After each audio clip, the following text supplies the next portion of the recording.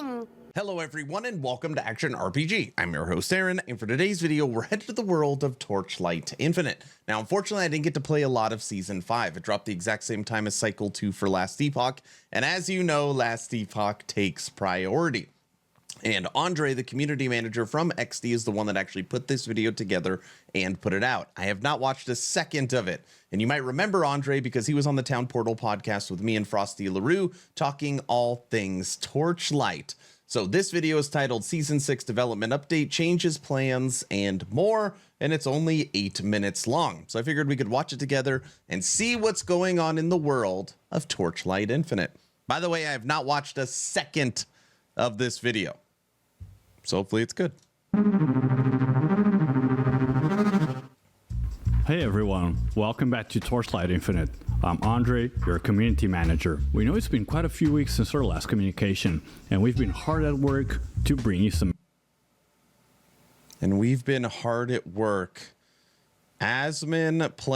Someone watching Asmin playing Black Myth Wukong? Okay. exciting news. But first, let's take a quick look at our last season, Clockwork Ballet. Clockwork Ballet was a season driven by your feedback, and we saw some of our most positive responses to date. Your input shaped many of the features and changes we implemented. It was a truly collaborative effort, and our team was thrilled with the results. However, we also faced some development oversights during the last season. First, the difficulty curve was too easy. Secondly, FE drops were too common, which actually kinda negatively impacted the in-game economy. And third, there was not enough endgame content. These were the main issues that led to less than ideal retention rates across the season. We heard you and we're committed to making it right. So, where do we stand with Clockwork Ballet right now? Given these challenges, we had to make some more difficult decisions. One of the toughest was cancelling pre-planned events, including a pre-season, which I actually mentioned during one of the Q&As, yeah. We understand this might be frustrating, but we do believe that there's a lot more to be gained by focusing all our efforts on future development. Our key priority right now is to ensure that the new upcoming season fully addresses all the problems that showed up during Clockwork Ballet. We hope to create a season that not only meets, but maybe even exceeds our expectations. So can I actually tell you guys right now about this upcoming new season? Okay, I'm going to stop right there. So far, very, very good. Anytime a studio is openly talking about feedback from the community, openly talking about changes they have made, and making plans for the future based upon the community, it's good. More communication is always great. Good start, Andre. New season. The main positive aspect about Clockwork Ballet is the insane positive feedback we receive regarding our player-driven development. So, for this new season, we're going to be doubling down on that. This new season is going to be tackling some major points of contention for the community, including existing game mechanics, existing systems, monetization, in-game content, and more. As far as gameplay goes, we're focused on providing more freedom to players, which is going to be achieved via more procedural gameplay. We're also focused on improving the endgame experience and providing clear and better incentives for players to stick out throughout the season and actually participate in endgame content. Systems-wise, one of our main goals this upcoming season is to solidify all the content and gameplay from previous seasons into a more streamlined and cohesive experience. We don't want the game to feel so bloated and confusing, basically. And as far as monetization goes, well, take a guess in the comment section. We've also received some great questions from the community. Oh, come on. Okay, if I had to guess on monetization, if I had to guess, all characters are free. If I was Torchlight Infinite, there's no way they're going to get rid of the gacha system. I mean, I wish they would, but I don't think that's going to happen. My guess is right now you have to pay for the new character. Maybe all characters are unlocked, all characters are playable, and you no longer have to pay for the battle pass to get the character. That'd be my guess, and I think it'd be a smart decision. So what better time to answer them than now? Do you have a timeline for when I can truly enjoy the game on my PS5? Yeah, so while we've started console development, it is definitely not at the top of our priorities right now. No, sorry, that's just being perfectly honest. We think it's much more important to give players a top experience on PC and also, you know, improve what we have going on mobile than to port it onto other consoles. So yeah, improving the existing experience on PC and mobile is definitely a higher priority than the PS5 port, so no ETA as of now. Could you guys just nerf Eternal additional max HP and nerf the number of elite monsters? I've been a fan of Eternal rank climber, last season rank 3, this season currently rank 1. Wow. And he goes on about some more changes he hopes to see.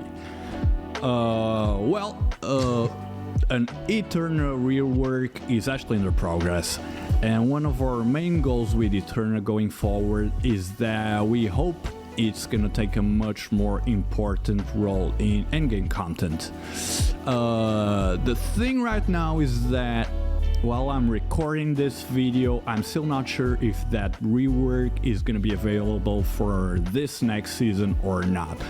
So I guess that's only gonna be confirmed by the time the I wonder when the next season is. Season preview comes around. Can we have more events to fill out the gap between each season? Because based on the current economy of the game, the market pretty much dies out fairly early because the game is so much easier to complete. We need new season to start off fresh. Yeah, so Clockwork Ballet was a special case in this regard. The reason we could not have preseason or any other events was because we could not copy-paste the preseason from previous seasons. Because so much has actually changed in the game that it wouldn't work to just, you know, copy-paste the content and just have it rolling like that. So it would take significant development efforts to have a preseason for Clockwork Ballet, and after much discussion the team decided that, let's just say that it would be better to actually direct those efforts into developing a new season. Now, this does not mean that this is going to be the rule going forward, so we're still going to try our best to provide more events, not only a preseason but more going forward.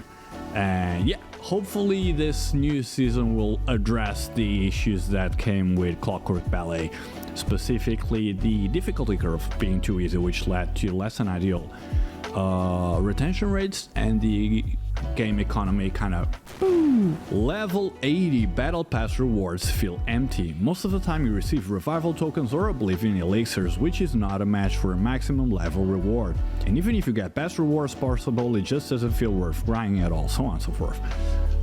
Yeah, I can tell you right now that BP rewards are receiving a whole rework.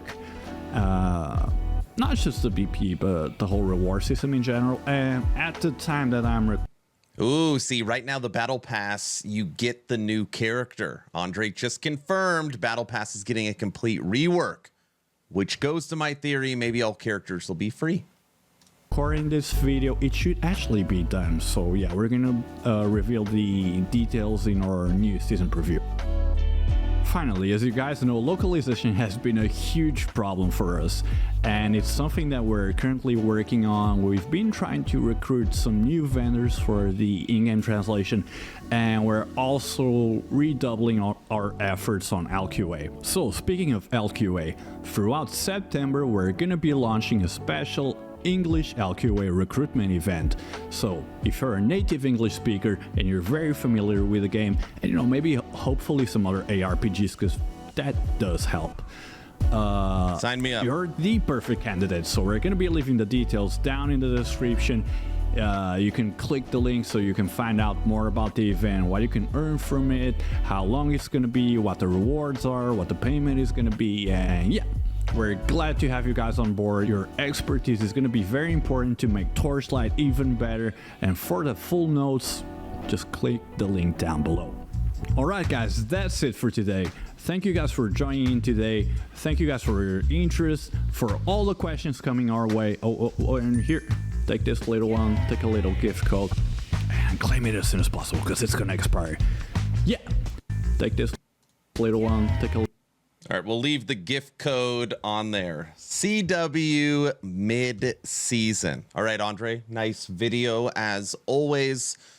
Torchlight Infinite, games that I show up to for every single season, normally. Torchlight Infinite, Last Epoch, Diablo 4, Dwarven Realms. Those are the 4 games that when it drops something new, I always check it out. I plan on adding in Titan Quest 2 and Path of Exile 2.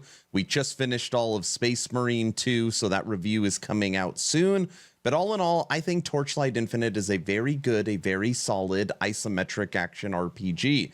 Now, obviously, it has its problems, the UI, the fact it's got a mobile port, the fact that it's got a gacha system. I know all the problems with it. But when we had Andre on the podcast, he talked about how they're thinking about splitting up mobile and PC. So it's almost like 2 separate games. And they've already talked about updating monetization. And they are great at communicating, listening to the community, and making changes where needed. So hopefully Torchlight Infinite has a bright future. Now, this video really didn't tell us much other than there's a lot of changes coming and to look forward to those changes. So hopefully we are happy with what they end up doing. That's the video. I want to know your opinion. Do you think Torchlight Infinite is going to be okay? Or do you think with games like PoE, PoE 2, Titan Quest 2, D4, Last Epoch, it is going to drown out? Let me know your thoughts in the comment section below. Please like, share, and subscribe if you think I have earned it. Check out the Patreon. It is the best way to support. And tonight, Patreons is game night, so we'll be playing together in the VIP lounge. The game we are playing is Speed Freaks. It's a free-to-play Warhammer car combat game for Patreon game night. And join the Discord. We have 2 community events coming up, one for the mid-cycle refresh of Last Epoch and one for Dwarven Realms game launch on September 27th. I'm done. Hopefully you were entertained or at least learned something. Aaron, out.